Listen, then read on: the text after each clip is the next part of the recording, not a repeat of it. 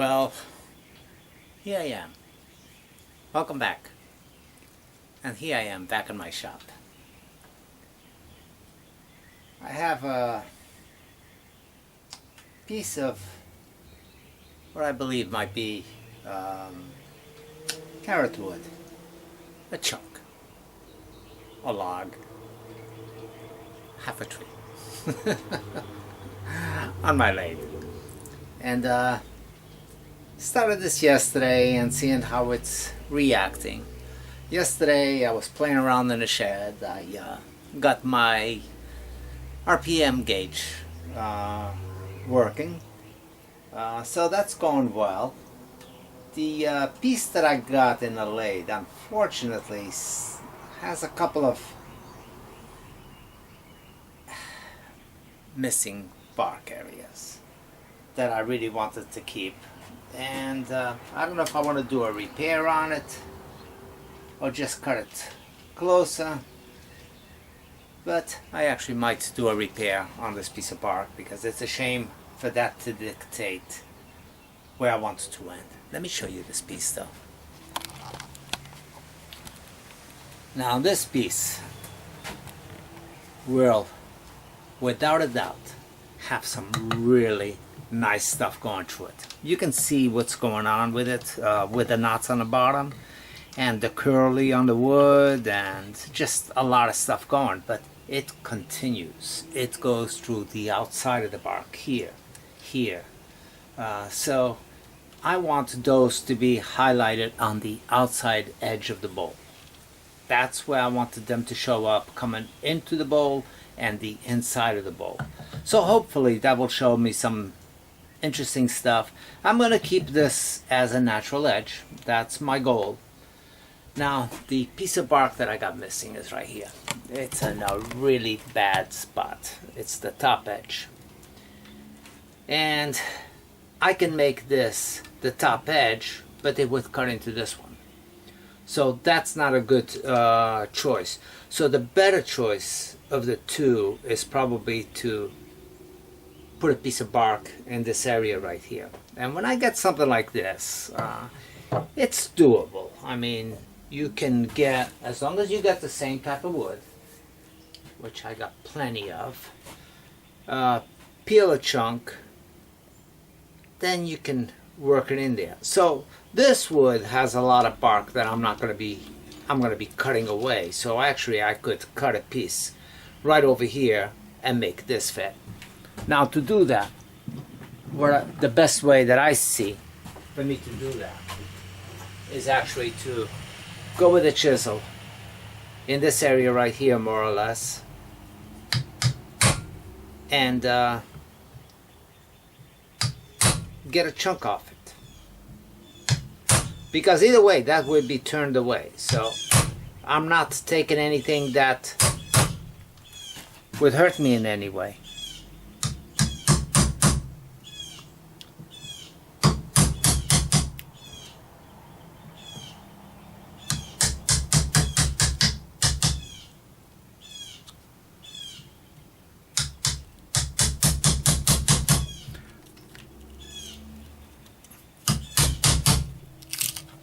Okay, so I got a chunk of bark that's big enough for that. So the key now is to see which orientation you want to put it in and match it up.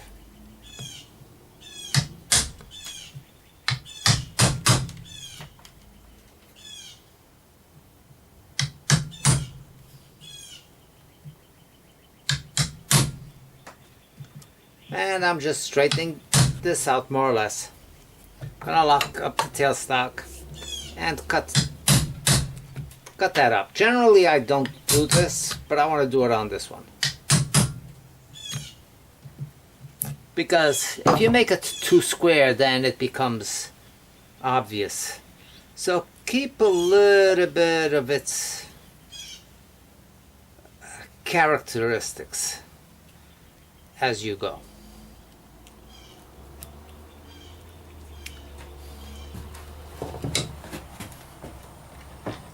So now it's a matter of shaping it to fit in there.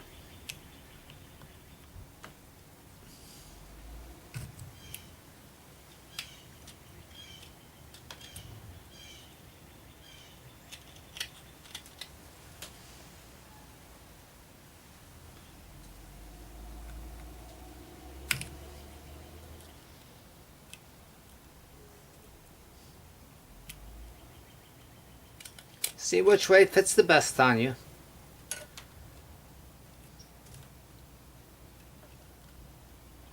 And I think right there is the best way for this particular case.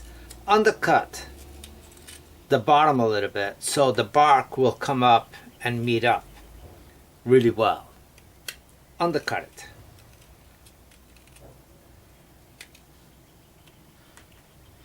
And that looks good. Then the rest will be filled up with wood glue, with sawdust, and that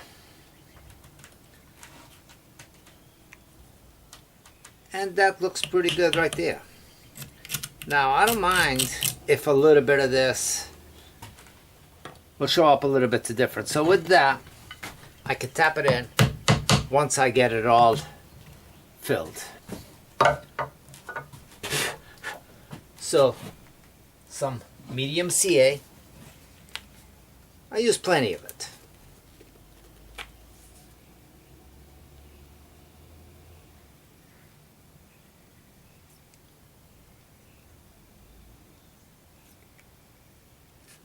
A little bit of sawdust will fill up any voids that are in between as well.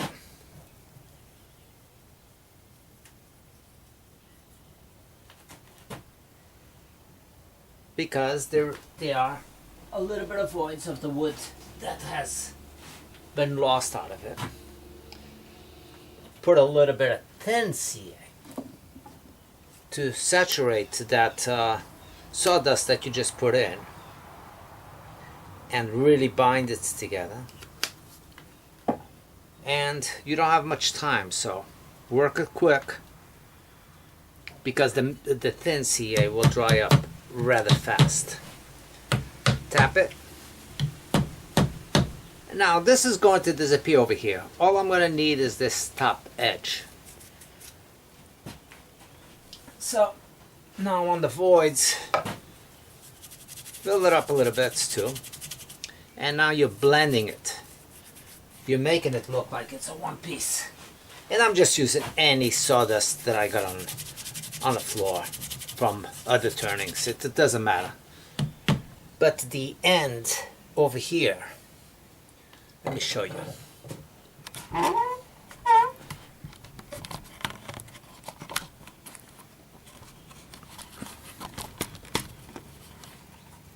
Now this end over here is crucial that you fill it up pretty good.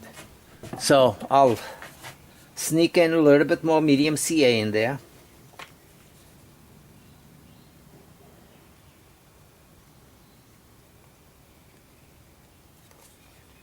And pack it up, pack it in with some sawdust.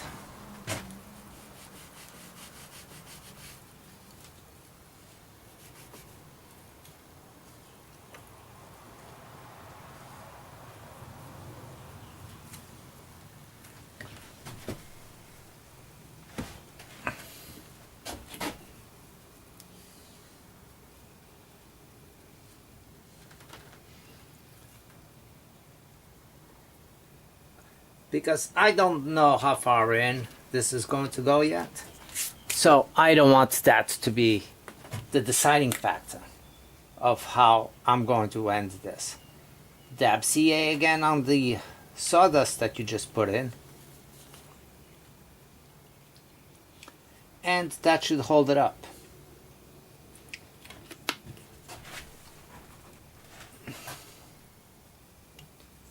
Like I said, I don't know exactly where it's going to end, but I don't want it to decide for me. I want to make that decision. Then at the end, when it's turned, I might do that with some of the actual sawdust from the piece. So now my patch, my bark patch, looks pretty good. I mean, I know that it's there, but when all said and done, you might not be able to tell that it had a patch. You blend it. Blend it whichever way you can. Dab it, nick it, do anything to camouflage whatever you had going on there on the seam.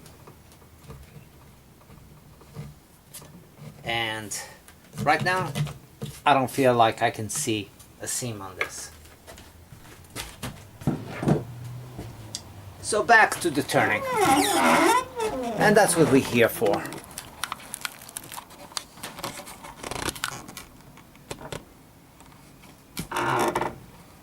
Now, this is a little bit bulky. The wood is hard. It's not a straightforward turning, and by all means, speed is extremely crucial on this, because you cannot turn this at some crazy RPMs, or else, at least with my lathe, it's going to walk all over the place. So the way I got it, I think I have it set up around 500 RPMs. Nope. Okay, that's 500 RPMs right there. 480, 500. Go in there.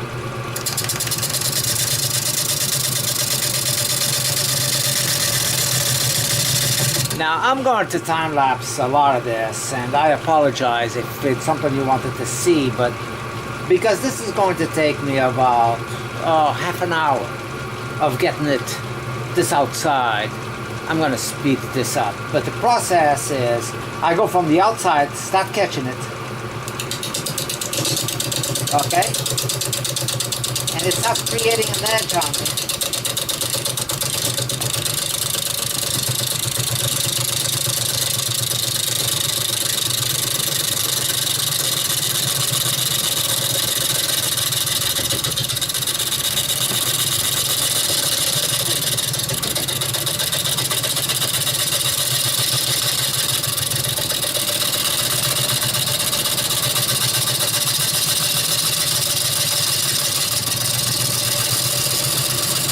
Then once I have that edge established, it's kind of, I'm not going to say it's exactly like spindle turning, but the concept is the same, because you are grabbing this outside and you're just going in.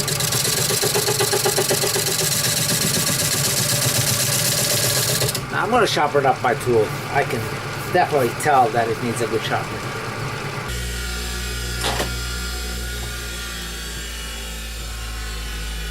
Now with a nice sharp edge, that should go a lot easier.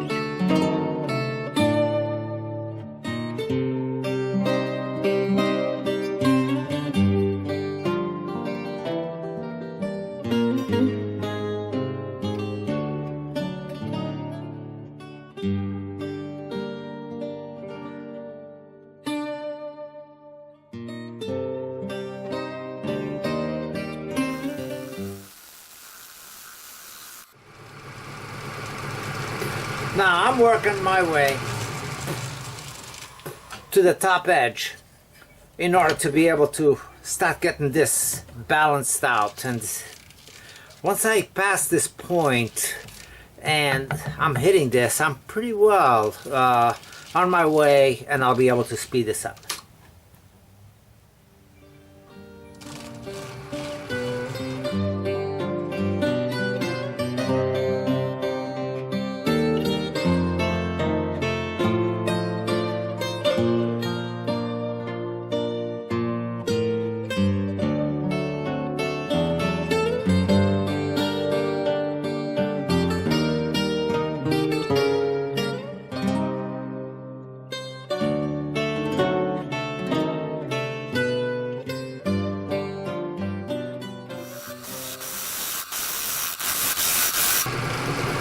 Well, the bottom is not done. As a matter of fact, the bottom has still got a ways to go before I'm actually on the area that I need to be. I need to take quite a bit from this belly right here. Need to come up a little bit higher on here, but remove this area, right? So I have to remove this whole belly right here. But I want to get to it and speed it up a little bit. So therefore, I'm going to true this up a little bit, make a tenon, and reverse it, put it on my chuck so I can speed this up a little bit, still in between centers.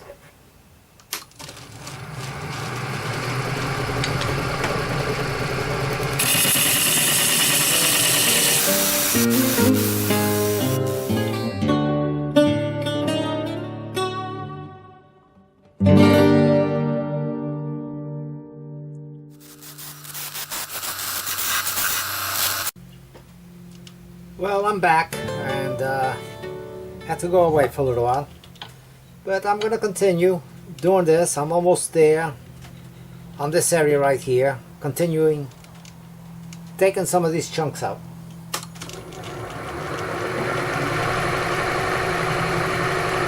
Played at 700 RPMs.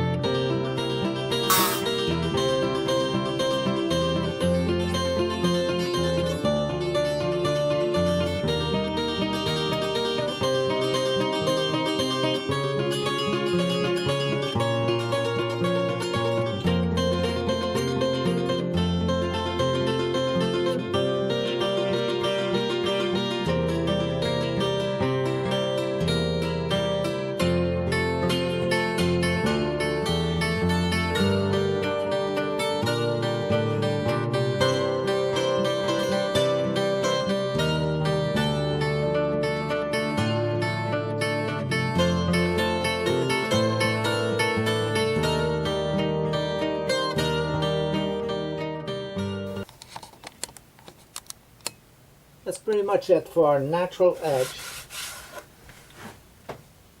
I think this is carrot wood, but I'll let it dry up a little bit and see if it starts turning a little bit of orange. The bark is telling me that it's barkwood. I mean carrot wood, but I'm not seeing it. Some of the cuts are showing me a nice bright orange as well, but so time will tell. Be back in a bit.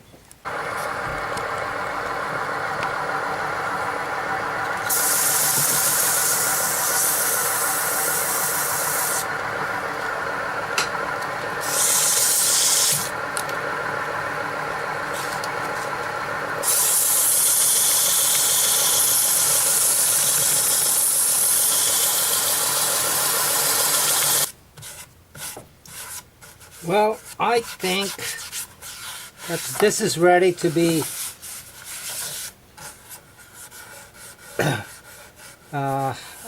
for me to apply sanding sealer to this. It feels good, both forward and reverse. Not too crazy about the spalting that's starting to happen here, but that's what we get. Now, I know the sanding sealer is gonna make this thing pop a little bit. So let's see what we get with it.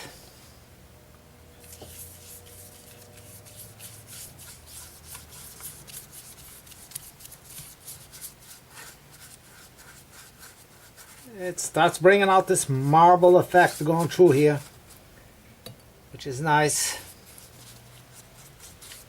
Unfortunately, it doesn't happen all over the place, but it happens all around these knot areas. And that's what I figured it would do.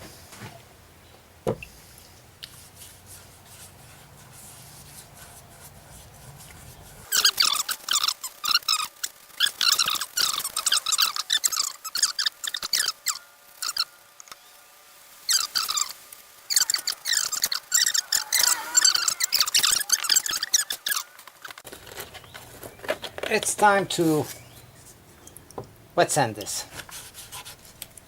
Very lightly. Very lightly. All I'm doing is kind of letting the water kind of wash out the sanding sealer a little bit because it's a water-based. Okay, gonna let this moisture dry up. I can spin it up a little bit and force it. I got a little bit of that white transition where I put the sawdust and the CA, and it shows up over there. So I'm taking a rasp and I'm going to cut that down a little bit, just rough.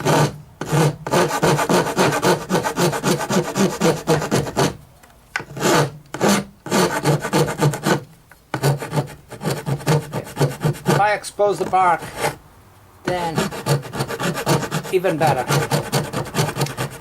And because I'm not trying to make it uniform or anything that is going to call for attention, literally just jagger it up, go in different directions,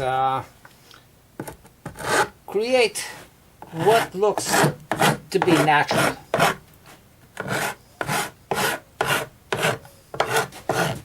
Just breaking off these sharp edges on this corner where the bark meets the bowl.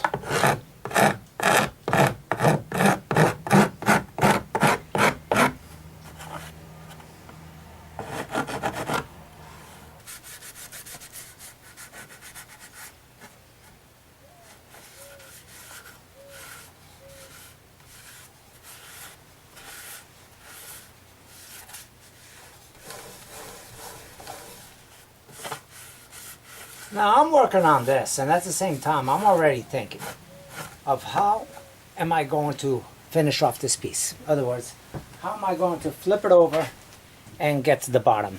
And this is something that a vacuum chuck could possibly work, which I don't have. Or so you are limited on which way you can turn this if you don't have those accessories to your arsenal. So you have to be a little bit innovative and come up with something that's going to work. Now, most likely I will just reverse this on the jam chuck, maybe a piece of tape to the bottom between centers, and that's how I'm going to address the bottom on this piece.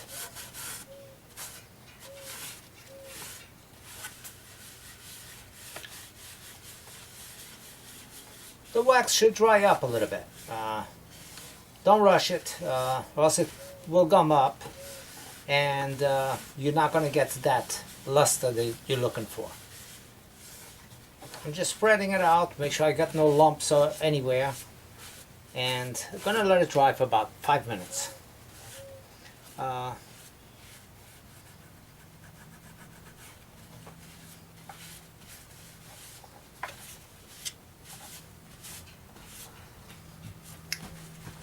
okay, be right back. Okay, it's had a little time to dry. I'm just going to buff it with this wheel. It's a little bit shot, but that will do.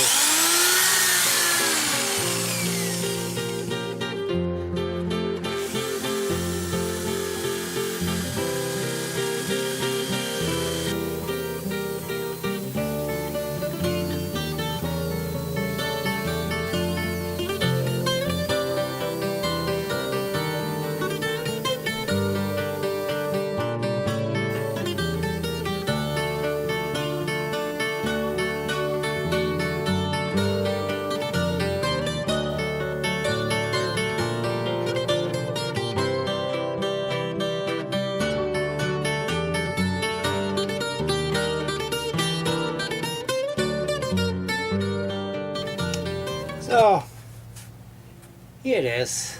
I mean, it's got a pretty decent finish. Now it's time to remove this foot. I'm going to maintain the whole outside that's here. Just clean this edge up, concave it, sand it, and seal it. I always look for a way to cushion my piece in any way if I can. So if I can mount something like this in here, then that's what I use. If I can't mount it, then I look and I find something else that's going to work. I don't want this metal to hit my bowl in any point. I want this to be the cushion for it, and generally that works for me. And in this case, the jaws are very far away from it, so that will work just fine. I still have my center marks there.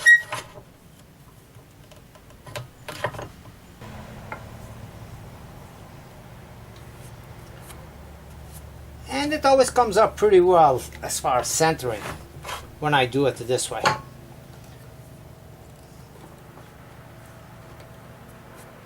It's not 100%, but it is damn close to it.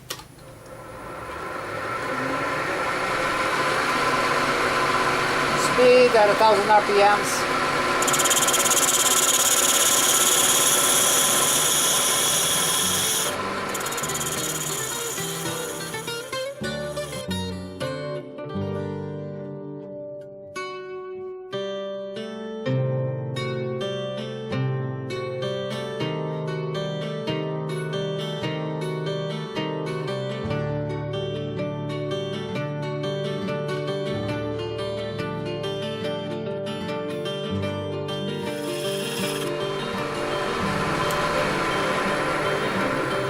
Sure you don't lose it.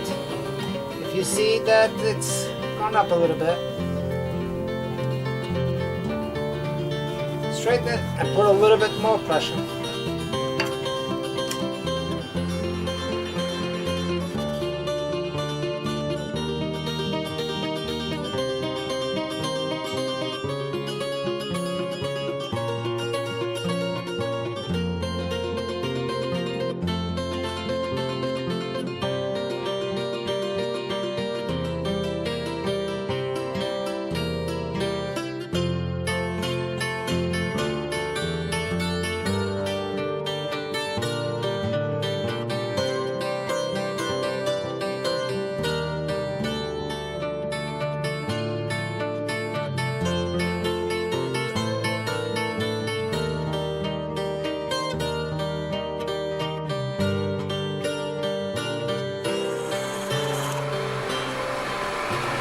When I got close to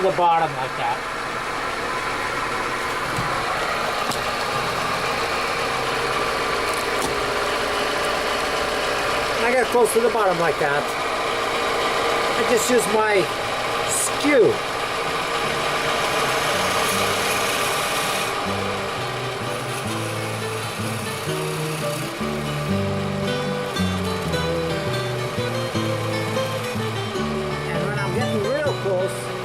I'll slow it down.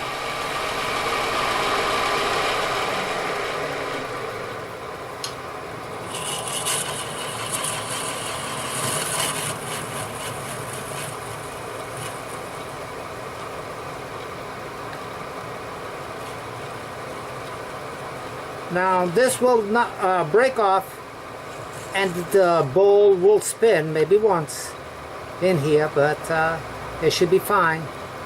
Should not fall off.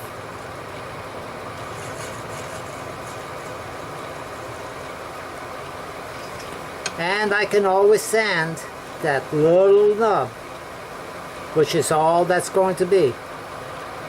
Very little nub.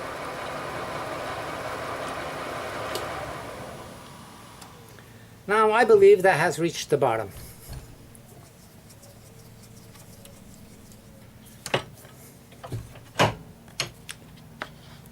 It didn't quite make it to the bottom, but it might as well have, because that's all I got there. Nothing. So now it's a matter of backing this up and either sand this little knob off, and seeing that I got nothing there, I'm just going to polish it off.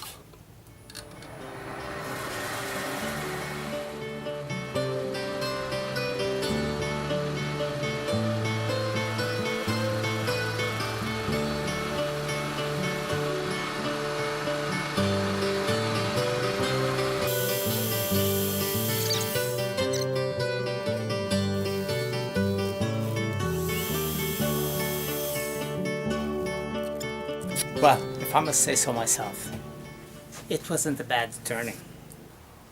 It's almost 12 inches in diameter.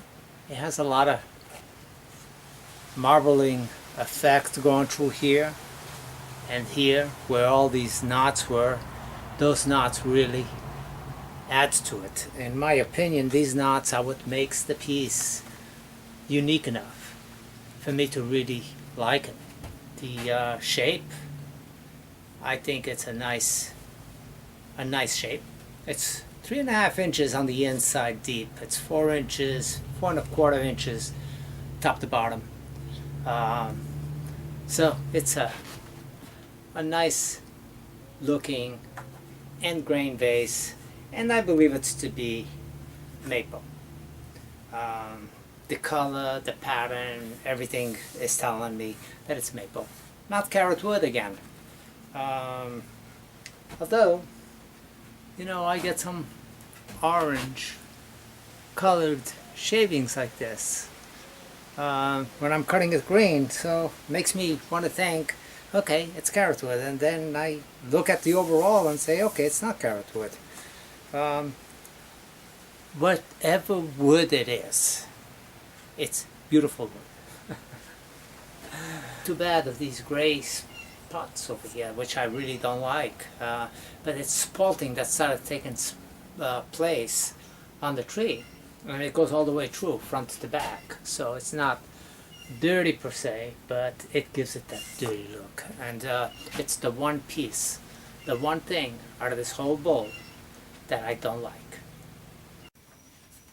Well, I decided to come back into the shed, and seeing that I did not like this gray spalting that was going through here, and I'm in the process of editing the video, and I kept looking at this and saying, okay, what can I do to eliminate this dark, ugly gray? The solution is make it all dark and ugly. Then it won't be an offset. So I was going to mount it on a lathe, but I can't do it because I have the whole bottom finished off, and this mouth is a little bit bigger than my jaws. So it's going to require me doing a little bit of freehand work on this one.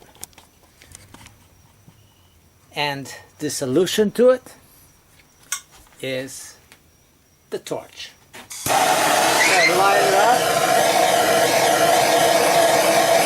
and lightly start graying out the edges.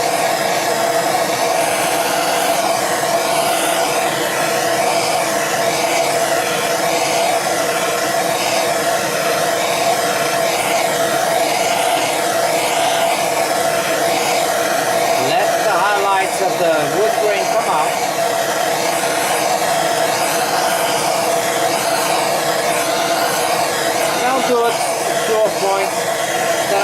feel that it looks pretty good.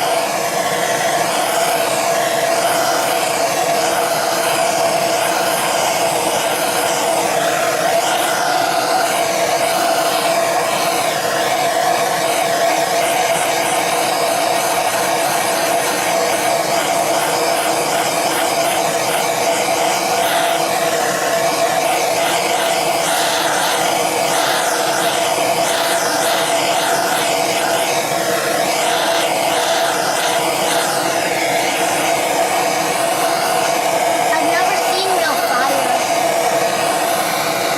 You've never seen a fire? Never blew fire.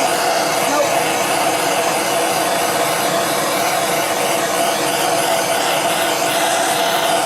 Elias came to watch this technique. So he can use it someday, right, Elias? Yeah. Oh, that's kind of cool. It's all black.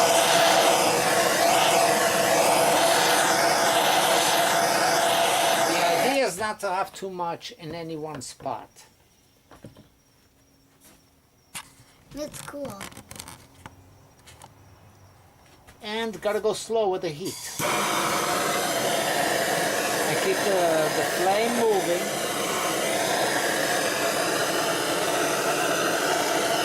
I want to bring it a little bit deeper in there.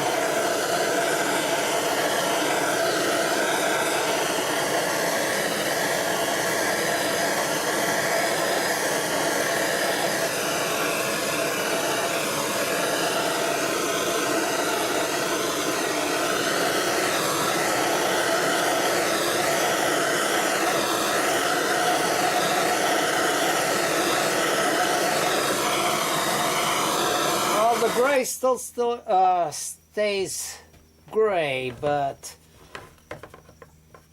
at least it's a little bit more acceptable.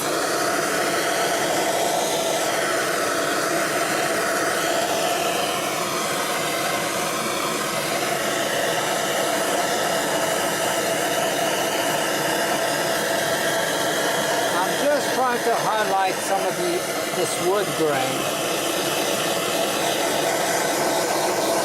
that will highlight the bold side. I'm going to bring it a little bit deeper in here.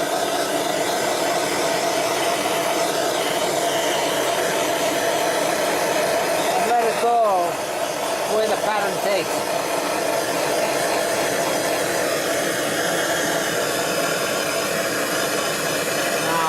Bring the outside edges a little bit darker and have it go from black to red.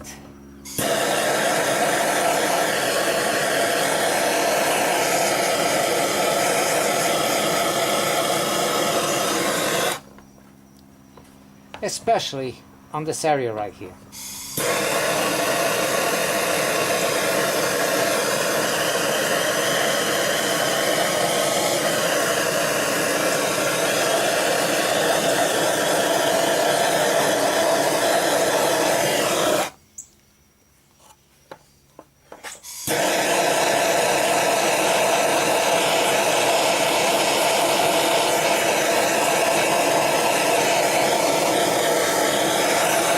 What do you think, Elias?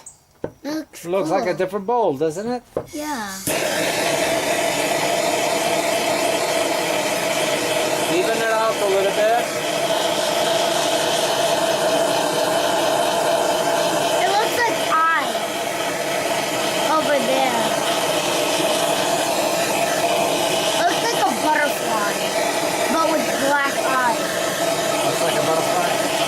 Cause like I can see a face.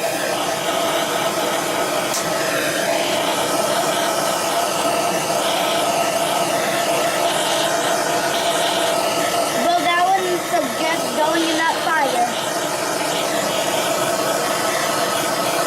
I want to bring the bark edges almost to a solid black. Oh my god, it's setting on fire.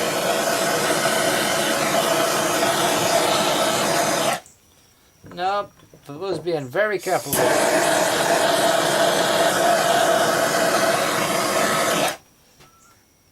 Now, I think that made all the difference in the world. What do you think, Elias? That made it very, very different. I could do the center a little bit, Ooh, that would and look that would look good too.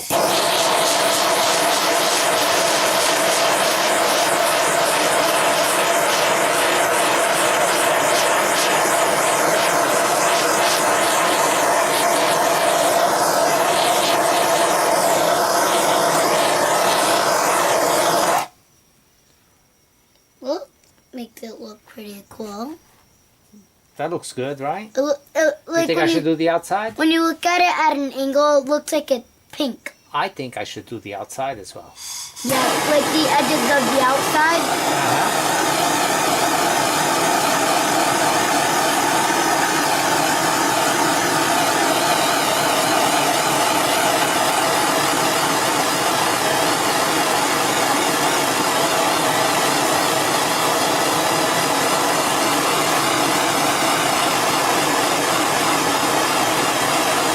Now, sometimes it's a matter of thinking a little bit about what you can do to something that's going to takes it from ordinary to Extraordinary. what? Extraordinary. Oh, awesome. Awesome word. Thank you.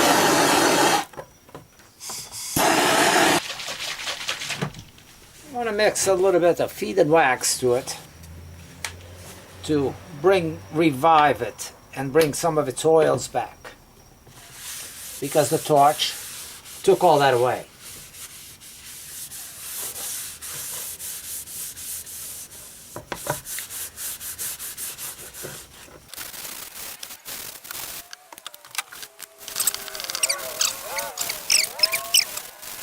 You're like, oh, you made a new bowl? Because that looks totally different. Like when you were firing it, Uh-huh. it looked a little the it looked the same a little, but like now it looks totally different.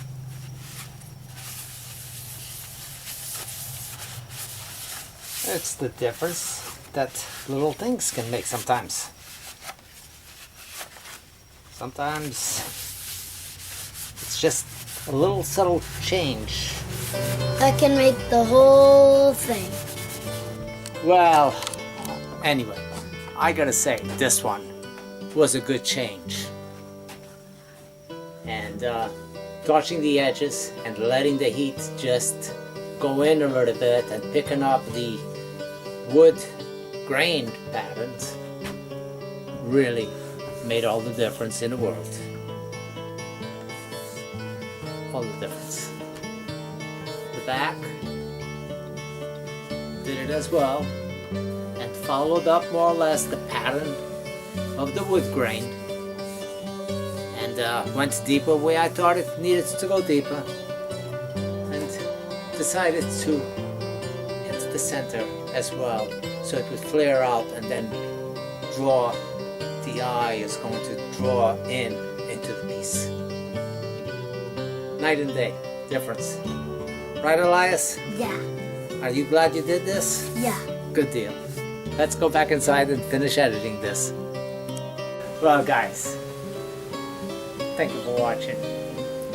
If you haven't subscribed, please subscribe and you'll get updates on my turnings. Don't forget, give me a thumbs up, like, share it, and comment. Well, thanks again. We'll see you next week with a brand new wood tool. Take care. See you again.